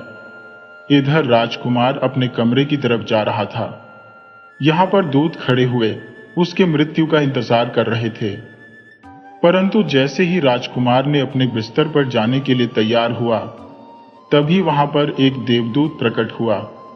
उसने अपनी शक्ति से नाग को बेहोश कर दिया। नाग से अब चला भी नहीं जा रहा था। उसमें आगे बढ़ने की तो बिल्कुल भी शक्ति नहीं थी। वह नाग सोचने लगा, यह अब मुझे क्या हो गया है? अब भी तो मैं इस राजकुमार को डसने आया था, परंतु अब मैं चल भी नहीं पा रहा हूं। यह सब क्या हो रहा है? असल में यह सब उस आशीर्वाद का फल था, उसी आशीर्वाद का प्रभाव था जो उस भूखी लड़की ने दिया था, जिसके कारण एक देवदूत वहां पर आकर खड़ा हो गया। इसके बाद वह देवदूत उन यमदूतों से कहने लगा कि तुम इस राजकुमार के प्राण नहीं ले जा सकते हो। वह कहने लगा, जब किसी को श्राप लग सकता है तो आशीर्वाद भी लग सकता है। राजकुमार और नाग के बीच में आशीर्वाद के रूप में वह देवदूत आकर खड़ा हो गया। राजकुमारी का दान मृत्यु को आगे नहीं बढ़ने दे रहा था। यमदूत देवदूत से कहने लगे, तुम यहां से लौट जाओ और हमें हमारा काम करने दो, हम इसके प्राण लेकर जाएंगे। देवदूत कहने लगा, नहीं, ऐसा कभी नहीं होगा। मेरे रहते हुए यह बिल्कुल नहीं हो सकता, क्योंकि मुझे स्वयं भगवान भोलेनाथ ने भेजा है। अब उन दोनों में बहस होनी आरंभ हो गई। दोनों ने युद्ध करना शुरू किया। देवदूत की शक्ति से यमदूत तो आगे बढ़ने से नहीं बढ़ पा रहे थे, क्योंकि देवदूत की शक्ति ज्यादा थी। देवदूत ने उन यमदूतों को रोक दिया था। यमदूत भी हार मान गए और वापस यमलोक को चले गए। यमदूत तो जाकर यमराज से कहने लगे, महाराज, हम उस राजकुमार के प्राण नहीं ले पाए। यमराज कहने लगे, ये कैसी विडंबना है, तुम लोग खाली हाथ क्यों वापस लौट आए हो? तभी यमदूत कहने लगे, स्वामी, उसके प्राणों को लेने के लिए हम गए थे, लेकिन बीच में एक देवदूत आकर खड़ा हो गया और उसने हमें हरा दिया। उसके सामने हमारा कोई जोर नहीं चल पाया। यमराज कहने लगे, ऐसी कौन सी बड़ी ताकत है जो मृत्यु के मार्ग में बाधा बन रही है? यमदूतों ने बताया कि स्वामी, उसके दान की शक्ति और आशीर्वाद की शक्ति है, जिससे देवदूत और भी शक्तिशाली हो जाता है। यमराज कहने लगे, तुम लोग रहने दो, लगता है मुझे उसके प्राण लेने के लिए धरती लोक पर जाना पड़ेगा। फिर यमराज स्वयं धरती लोक की तरफ चल दिए और राजा के महल में प्रकट हुए। यमराज देवदूत से कहने लगे, तुम नहीं जानते हो कि विधि के विधान के अनुसार इसकी आयु पूर्ण हो चुकी है और मैं इसके प्राण लेने आया हूं। तब देवदूत कहने लगा, महाराज, मुझे बताइए कि क्या श्राप नहीं लगता है? श्राप तो ब्रह्मा जी और विष्णु जी को भी झेलने पड़े थे। यदि आप किसी के श्राप का मान रख सकते हैं, तो इसी तरह से आप किसी की आत्मा से निकले हुए आशीर्वाद का भी मान रख सकते हैं। तब यमराज बोले, प्रभु, अब मुझे क्या करना पड़ेगा? तब देवदूत ने कहा, आप इस राजकुमार की आयु 100 बरस कर दीजिए और उसके बाद ही आप इसके प्राण लेने के लिए आइएगा। यही भगवान शंकर का आदेश है। ये सुनकर यमराज ने उस राजकुमार की आयु 100 वर्ष कर दी।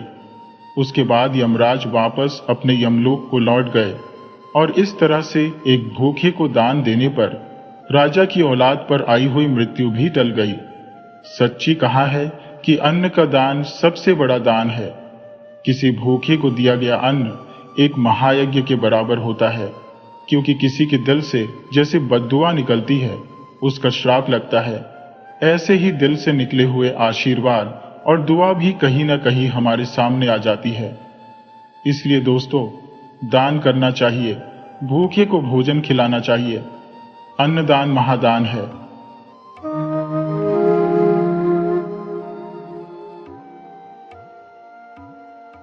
बहुत समय पहले की बात है। एक इच्छाधारी नागिन थी जो मां बनने वाली थी, यानी गर्भवती थी। पर उस बेचारी नागिन के पीछे एक दुष्ट तांत्रिक पड़ा हुआ था। नागिन को कुछ सूझ नहीं रहा था कि वह क्या करे। उसके प्रसव का समय भी करीब आ रहा था। उसने सोचा कि उसके लिए अपने बच्चों को सुरक्षित रखना सबसे जरूरी है। देखिए ना, मां की ममता तो यही होती है, पहले अपने बच्चों का सोचना। नागिन सोचने लगी, इस राज्य की रानी भी तो गर्भवती है, वह मेरी हालत को जरूर समझेगी अगर मैं उनके कमरे में अंडे देती हूँ तो शायद ममता के नाते वह मेरी और मेरे बच्चों की मदद कर दे। यही सोचकर वह नागिन रानी के कक्ष में चली गई अंडे देने के लिए। उधर रानी अपने कमरे में खाना खा रही थी कि उसने देखा एक नागिन उसके पलंग के पास अंडे दे रही है। रानी डरकर चिल्लाई, सैनिकों, इस नागिन को मेरे कमरे से दूर करो। सैनिकों ने नागिन के अंडों को उठाने की कोशिश की। नागिन फुकारने लगी और मनुष्य की आवाज में बोली, रानी, मैं घायल हूं, कुछ पल की मेहमान हो, मेरे अंडों की रक्षा कीजिए, आप भी तो गर्भवती हैं। महारानी बोली, सैनिकों, इससे पहले कि यह मुझे और मेरे होने वाले बच्चों को नुकसान पहुंचाए, इसे और इसके अंडों को खत्म कर दो। नागिन गुस्से से बोली, हे रानी, मैं तुम्हें श्राप देती हूं, मेरा सारा जहर तुम्हारी संतान में होगा, जिसका कोई इलाज नहीं होगा। जैसे ही सैनिकों ने उस नागिन के अंडों को तोड़ा, रानी को प्रसव पीड़ा होने लगी। अब रानी जोर जोर से चिल्लाने लगी, दाई को बुलाओ, दाई को बुलाओ। दाई बोली, महारानी, थोड़ा धीरज रखिए, बेवजह परेशान हो रही है।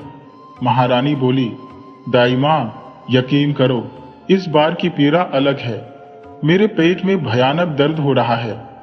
अब भी रानी चिल्ला ही रही थी कि तेज हवाएं चलने लगी, बिजली कड़कने लगी और अचानक एक बड़ा सा अंडा महारानी के शरीर से बाहर निकलकर आया और रानी बेहोश हो गई।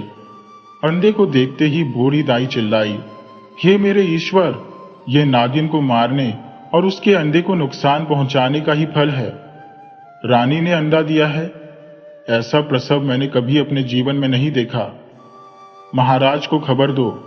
दासी बोली, दाई मां, हमारा भाग्य देखो, हम सब महाराज के बच्चे के बदले अब इस अंडे की देखभाल करेंगे। दाई बोली, भला महाराज को कैसे बताई कि महारानी ने अंडा जना है। महारानी को होश आते ही उन्होंने दाई मां से पूछा, अरे दाई मां, मेरा बच्चा कहाँ है, नजर नहीं आ रहा। दासियों ने एक सोने के पालने में रखा हुआ बड़ा सा अंडा महारानी को दिखाया। महारानी बोली, अरे ये क्या अंडा, तुम सब पागल तो नहीं हो गई हो, मैं कोई मुर्गी हूं क्या जो अंडा दूंगी। दासियां अंडा लेकर महारानी के पास आने लगी। तभी अचानक भूकंप आया और अंडा दासियों के हाथ से नीचे गिर गया। आसमान में तेज बिजली कड़कने लगी। अंडे में से बहुत ही प्यारी सी बच्ची निकली।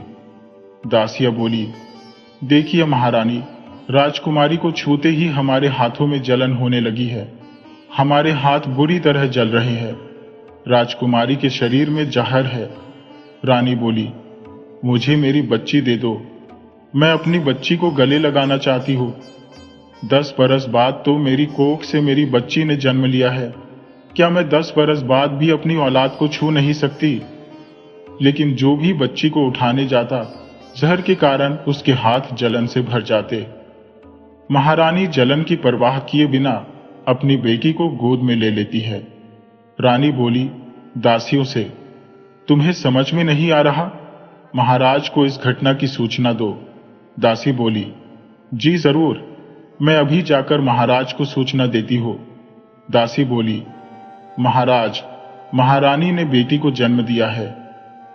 महाराज बोले, बहुत अच्छा, कैसी है मेरी राजकुमारी, और तुम इतनी डरी हुई क्यों हो दासी। दासी बोली, महाराज, राजकुमारी का शरीर जहर से भरा हुआ है, उसे छूते ही जहर का गंभीर असर होता है। दासी की बात सुनते ही महाराज ने रात ज्योतिषियों को बुलाया और ज्योतिषियों को पत्रिका देखने को कहने लगे। सभी ज्योतिषी राजकुमारी की कुंडली देखने लगे, फिर जोर से चिल्लाए, सत्यानाश हो गया महाराज, अब प्रलय होगी, इस लड़की का जन्म संसार के लिए अशुभ है, यह तेज बिजली की कड़क और भूकंप इसके सूचक है। राजा ने कहा, अब क्या किया जाए। तो ज्योतिषियों ने कहा कि इसे कमरे में बंद करके रखा जाए। राजकुमारी को दस्ताने पहनाकर पकड़कर उसे कमरे में बंद कर दिया जाता है। सारे राज्य में प्राकृतिक आपदा के कारण धन और जन की बहुत हानि होती है। राजा ने ज्योतिषियों से कहा कि इस समस्या का कोई तो समाधान बताइए। तब ज्योतिषी बोले, महाराज, उसके लिए एक शीशे का महल बनवा दीजिए, जहां उसकी जरूरत की सारी चीजें हो, उस पर हम सबकी नजर रहे और राजकुमारी को कष्ट भी ना हो। महाराज ने अब राजकुमारी के लिए एक शीश महल बनवा दिया और उस राजकुमारी का नाम रखा विश। जब विश 16 वर्ष की हो गई तो राजा से कहने लगी, महाराज, मैं भी दुनिया देखना चाहती हूँ, सबसे मिलना चाहती हूँ। पिताजी, आप मुझे इस कैद से आजाद कर दें, अब मुझसे यहां और नहीं रहा जाता। महाराज ने कहा, माना कि राजकुमारी हो तुम, पर तुम्हें कोई हक नहीं है कि तुम प्रजाजनों को नुकसान पहुंचाओ। तुम बाहर आकर किसी को भी दर्द पहुंचा सकती हो। विश ने कहा, पिताजी, अब मुझे खुद को बस में रखना आ गया है, मैं किसी को नुकसान नहीं पहुंचाऊंगी। राजा ने कहा, अगर ऐसी बात है तो मैं तुम्हें बाहर निकाल सकता हूं, तुम बाहर आ सकती हो। विश बाहर आ गई और महल में घूमने लगी। अचानक विश ने देखा कि एक खरगोश महल के सरोवर में डूब रहा है। वह उसे बचाने के लिए सरोवर में कूद पड़ी, किंतु उसके स्पर्श से ही सरोवर का पानी नीला हो गया और जहर के प्रकोप से खरगोश मर गया। राजा ने विश से कहा, तुम्हें शीश महल में ही रहना होगा पुत्री, जब तक तुम्हारी बीमारी का इलाज नहीं मिल जाता हम तुम्हारे लिए किसी को खतरे में नहीं डाल सकते। अगर तुम बिना आज्ञा बाहर निकली तो तुम्हें इसकी सजा भुगतनी पड़ेगी। विश को राजा की बात बहुत बुरी लगी। उसे उदास देखकर राजा बोले, पुत्री, तुम जानती हो विश, तुम्हें हम कितना प्रेम करते हैं। तुम हमारी पुत्री हो, लेकिन हमें तुम्हारी और अपनी प्रजा की भी चिंता है। अगर कुछ भी हुआ तो यह किसी के लिए भी अच्छा नहीं होगा ना पुत्री। विश ने कहा, लेकिन पिताजी, इसमें मेरा क्या कसूर है, मुझे ही सब क्यों सहना पड़ रहा है। मैं जानती हूं आप मुझे प्रेम नहीं करते, क्योंकि आपको अभी मेरी कोई जरूरत नहीं है, लेकिन जिस दिन आपको मेरी जरूरत पड़ेगी उस दिन तो आपको मुझे यहां से निकालना ही पड़ेगा। विश को दासी भोजन देने आई तो उसने भोजन खाया और अपने कंदन देने के लिए दासी के पास गई। जैसे उसने दासी को छुआ, वह जोर से चिल्लाने लगी। दासी बोली, मेरा पूरा शरीर जल रहा है, ये क्या हो रहा है, मेरी सांसें रुक रही है। मौका देखकर विश वहां से भाग गई। और एक दिन तांत्रिक, जो पहले से ही उस नागिन के पीछे पड़ा हुआ था, विश के पास से गुजरा। उस तांत्रिक ने सोचा, मुझे ऐसा आभास क्यों हो रहा है कि वह जहरीली नागिन यहीं आसपास है। कुछ देर तलाशने के बाद तांत्रिक को वह नागिन मिल गई। तांत्रिक मंत्र शक्ति से भरा हुआ पानी विश के ऊपर फेंकता है और देखते ही देखते विश तांत्रिक की कैद में आ गई। तांत्रिक विश को लेकर अपने घर चला गया और बोला, मेरे सामने आ जाओ, मैंने तुम्हें पहचान लिया है, तुम वही इच्छाधारी नागिन हो, मुझसे छुपने की तुम्हें कोई जरूरत नहीं है। नागिन बोली, तांत्रिक, तू मेरे बीच में क्यों आ रहा है? रानी ने मेरी ममता का अपमान किया है। मैंने बहुत प्रार्थना की, मेरी प्रार्थना और मिन्नतों के बावजूद भी मेरी आंखों के सामने मेरे अंडों को तोड़ दिया। वह अपनी बेटी को कभी भी हृदय से कभी नहीं लगा पाएगी। मैं राजकुमारी का शरीर कभी नहीं छोड़ूंगी, सबको मेरे अपमान का बदला भुगतना होगा। तांत्रिक बोला, हे नागिन, तू सारे मानव समाज से इस बात का बदला नहीं ले सकती। तू महारानी को क्षमा कर दे, या फिर मुझे बता तेरा क्रोध कैसे शांत होगा। नागिन बोली, देख तांत्रिक, मेरा क्रोध शांत करना चाहता है तो सुन, महारानी से बोल कि उसे मेरे से मुकाबला करना होगा। तांत्रिक ने कहा, नागिन, कैसा मुकाबला? तब नागिन बोली, उसे एक परीक्षा देनी होगी। अगर महारानी परीक्षा में जीत गई तो उसकी बेटी को श्राप से मुक्ति मिल जाएगी। अब यह नागिन की बातें सुनकर तांत्रिक राजा के पास गया और कहने लगा, महाराज, आपके दुख का उपाय मेरे पास है। मैं राजकुमारी को ठीक करवा सकता हूं, लेकिन उसके लिए महारानी को नागिन की दी हुई चुनौतियों का सामना करना होगा। महाराज, यदि आपको यह शर्त मंजूर है तो मैं राजकुमारी को हमेशा के लिए इस मुसीबत से निकलवा सकता हूं। महाराज कुछ सोच विचार करने के बाद कहते हैं, ठीक है तांत्रिक, हमें मंजूर है। फिर तांत्रिक महल में महारानी के पास जाता है। तभी वहां नागिन भी आ जाती है। नागिन महारानी से कहती है, महारानी, कल पूर्णिमा है, आपको पूरी रात नागरानी की पूजा करनी होगी। अगर आपकी पूजा से नागरानी खुश हुई तो आप उनसे वरदान के रूप में इस श्राप से मुक्ति पा सकती है। लेकिन याद रखिएगा महारानी, ये परीक्षा आपके लिए बहुत कठिन होने वाली है। नागरानी कभी किसी को यूं ही दर्शन नहीं देती है। उनके दर्शन के लिए कई कई वर्षों तक पूजा करनी पड़ती है। ये 3 दिन की पूजा आपके जीवन के सबसे कठिन दिन होने वाले हैं। या तो आप इस तपस्या के बाद अपनी बेटी को बचा पाएंगी, वरना खुद भी मारी जाएंगी। क्या आप इस परीक्षा के लिए तैयार हैं? ये सुनकर राजा घबरा गया और बोला, असंभव। ये रानी इस तरह की कोई भी परीक्षा नहीं देगी, क्योंकि इससे तो हमारी रानी मारी जाएगी। रानी कहती है, महाराज आप चिंता न करें। राजा बोले, नहीं रानी, इस तरह से तो आपकी मृत्यु निश्चित है। महारानी ने कहा, महाराज मैं अपने प्राण देने को भी तैयार हूं। मैं जितना भी कर लूं उतना कम है। तब महारानी दासियों से कहती है, दासियों तुम मेरे जाने की तैयारियां करो। महारानी पूरी रात नागरानी की पूजा करती है और अगले दिन कुएं में प्रवेश करने को तैयार हो जाती है। राजा कहने लगे कि हमें कुछ ठीक नहीं लग रहा महारानी। महारानी ने कहा, महाराज मैं जानती हूं आपको मेरी चिंता है, लेकिन मैं अपने पापों की सजा कब तक अपनी बेटी को भुगतने दूंगी?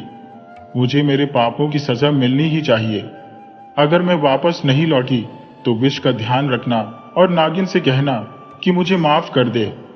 उसके बाद अगले दिन महारानी सुबह सुबह कुएं के पास पहुंच जाती है।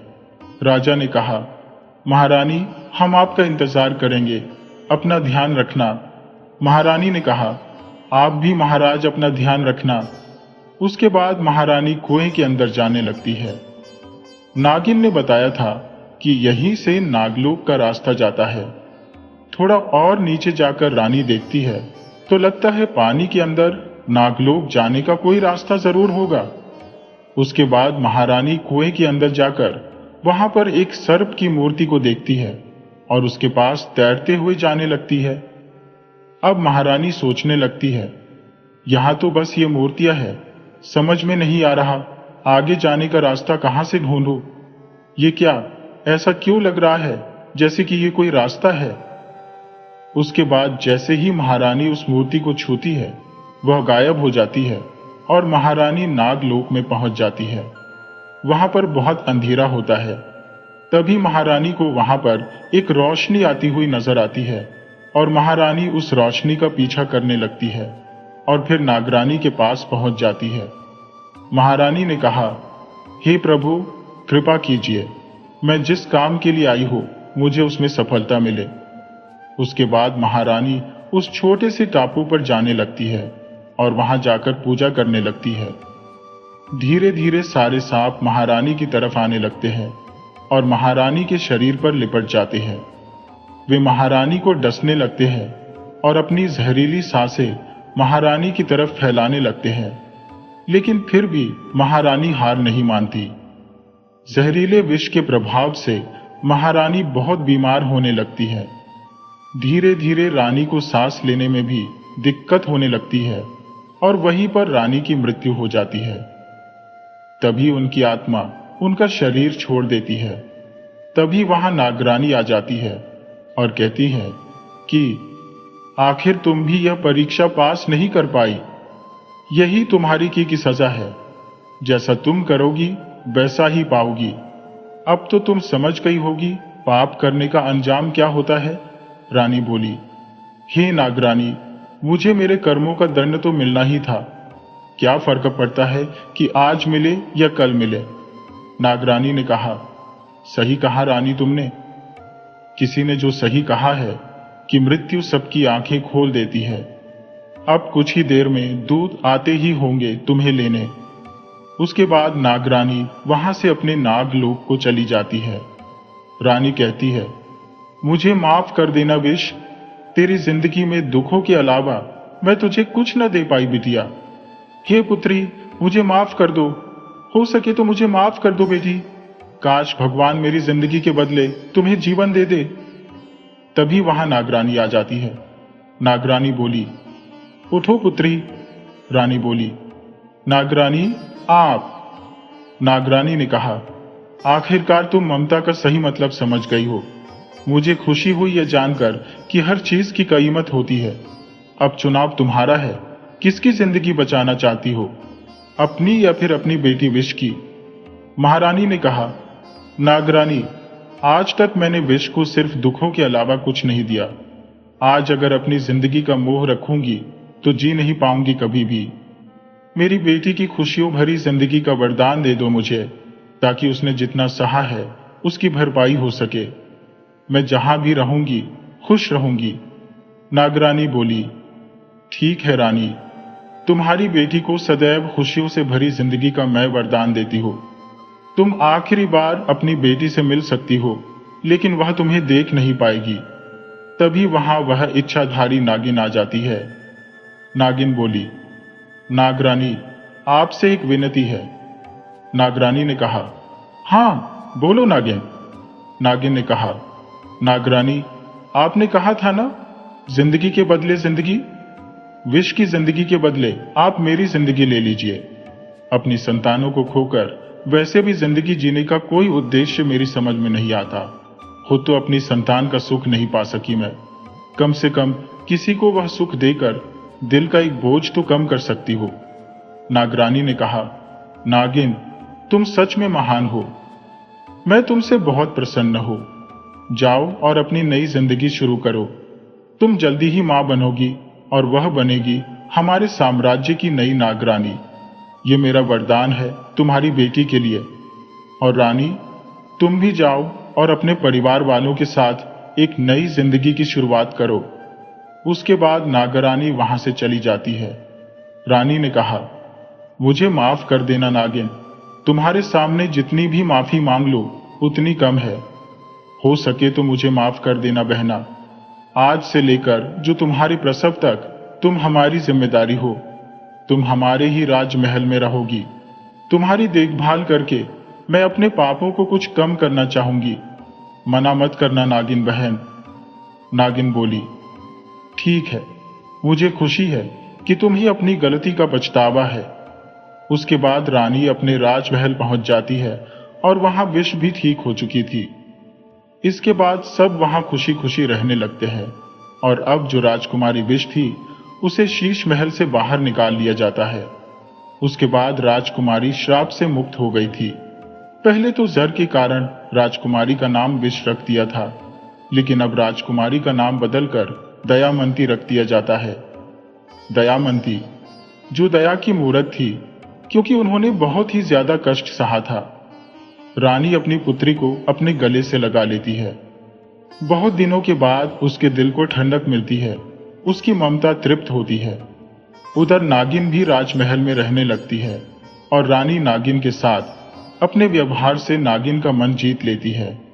समय आने पर नागिन का प्रसव होता है और धीरे धीरे समय बीतता है और नागरानी के दिए वरदान के अनुसार नागिन की जो पुत्री होती है वह नागरानी बनती है। दोस्तों, ये कहानी हमें दिखाती है कि कैसे एक माँ का प्यार बड़ी से बड़ी बाधा को भी पार कर सकता है और कैसे हमारे कर्मों का फल हमें जरूर मिलता है। यह भी सिखाती है कि क्षमा और दया से हम दूसरों का दिल जीत सकते हैं और जीवन में एक नई शुरुआत कर सकते हैं।